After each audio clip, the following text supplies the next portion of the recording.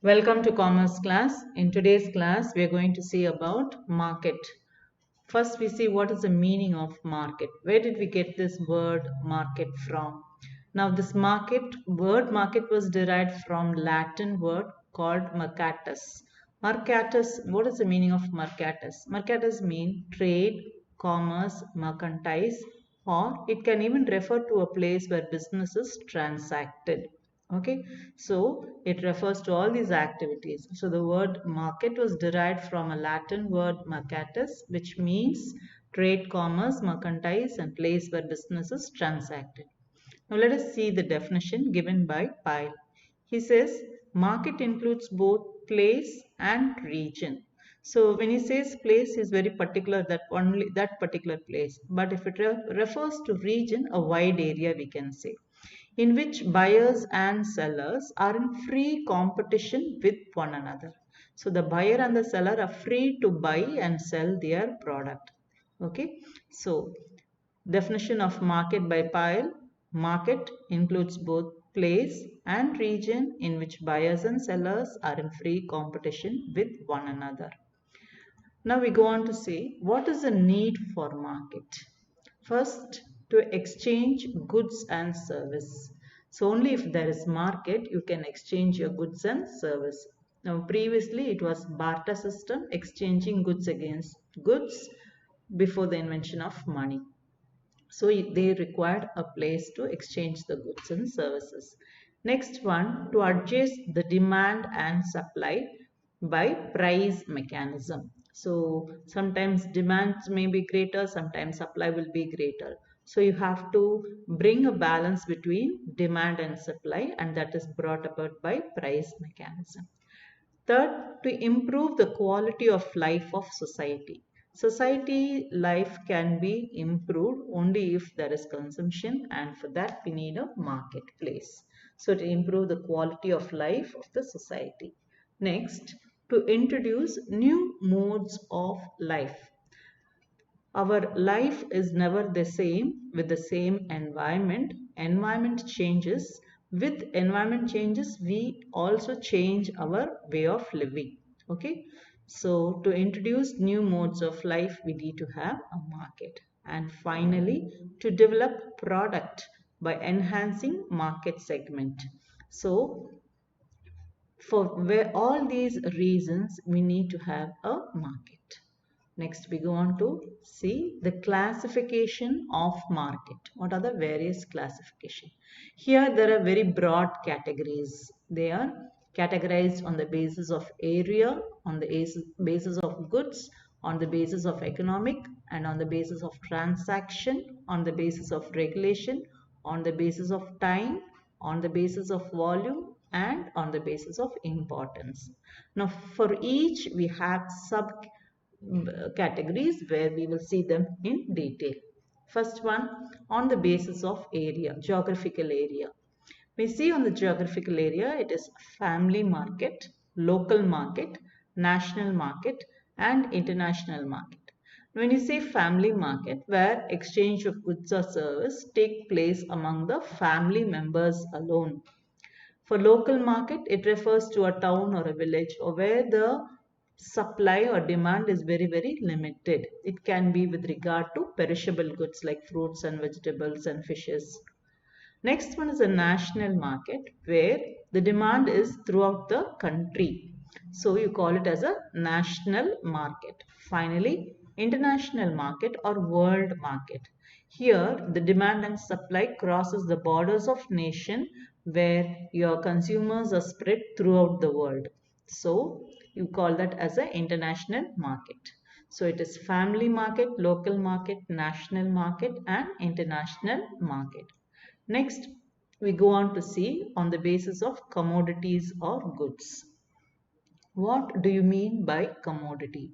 Here, commodity is a place, commodity market is a place where product, goods or consumption goods are bought and sold.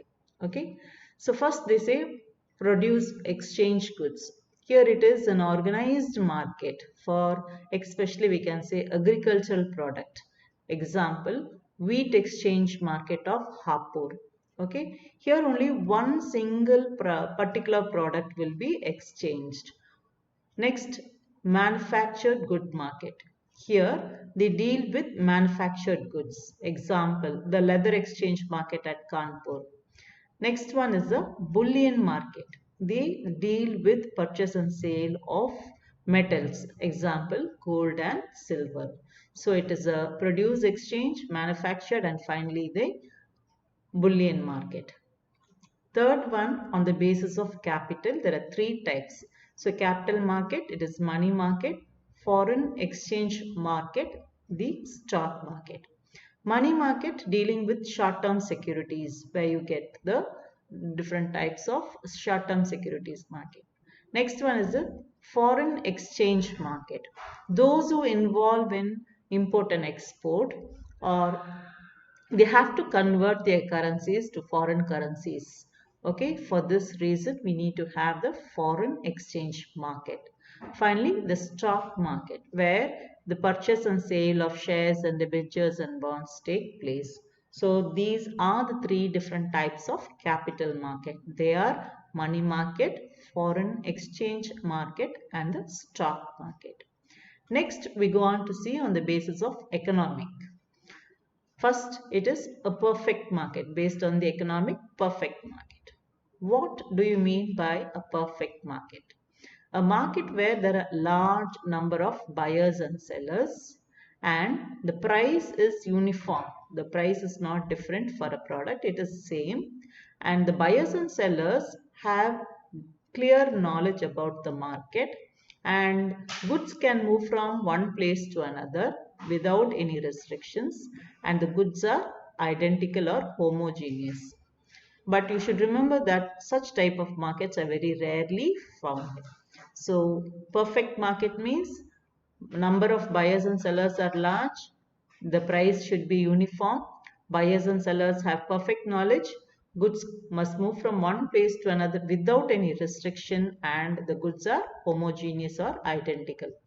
But in an imperfect market, products are similar but they are not identical, and price is not the same, and buyers and sellers, they lack communication, they do not know the want of each other, and there are restrictions in the movement of good. So such a market, you call it as a imperfect market. Next, we see on the basis of transaction. You have two types. One is a spot market, another one is a future market. In spot market, goods are exchanged and physically, that is, you place your money and you receive the goods immediately. Delivery of the goods take place immediately. But in future market, contracts are made over the price for future delivery. You finalize the price now, but the delivery of the goods will take place on a future date, and the settlement also will take place in a different date. So you call that as a future market. So on the basis of transaction, spot market and future market. Next, we see on the basis of regulation. Here you have regulated market, unregulated market. In the regulated market, you have the markets are very well organized and they're controlled by statutory bodies. Now, for example, SEBI, the Stock Exchange of Mumbai, Chennai, and Kolkata, they have some regulatories by which they have to follow the rules and regulations. But in unregulated market, there is no statutory measure at all. They are very free market and there is no control over price, quality, or anything. So demand and supply alone determines the price of the goods in the unregulated market. Okay, so based on regulation, it is regulated market. Another one is unregulated market. Now, based on time, very short period market, long period market. Now, very short period market, here you call them that because the product can last only for a few hours. For example, fruits, milk, vegetable, and all. Okay, so here there is no exchange in the supply of goods. Here, in the market which deal in perishable goods like fruit, milk, and vegetable are called as very short period, and the price is determined on the basis of demand. A short period market, goods supply is adjusted to meet the demand, but the demand is greater than the supply in the short period market. A long period market, the goods are non-perishable, and here the goods and services can be dealt for a long period of time. Next, on the basis of volume, it is wholesale market and retail market. Wholesale market, goods are supplied in bulk quantities to the retailers. Okay, they are not sold to customers directly. But in retail market, the purchase the goods from the wholesaler and they sell it to the consumers. So this is what is on the basis of volume of business. Next, based on the basis of importance, primary market. Here the primary producers of farms sell their output product through the market. This type is to the wholesaler or consumers. Such market are found in the villages. Okay. So here farm products you can say. Second one, secondary market. Here semi-finished goods are sold in the secondary market. This is commonly between the wholesaler and the retailers. Secondary market. Terminal market. Here it is a central site, a particular place, and they serve as a hub, you can say, for assembling and trading places of commodity, trading place for commodities in a metropolitan area. Okay, so you call that as a terminal market. For agricultural commodities, these are usually near a major transportation hub. So these are the different types based on importance. One is primary market, second one secondary market, and finally the terminal market. So today we saw the different types of market, classification of market under different headings. So you memorize this particular chart, which is very easy and easy to remember also. Thank you, children.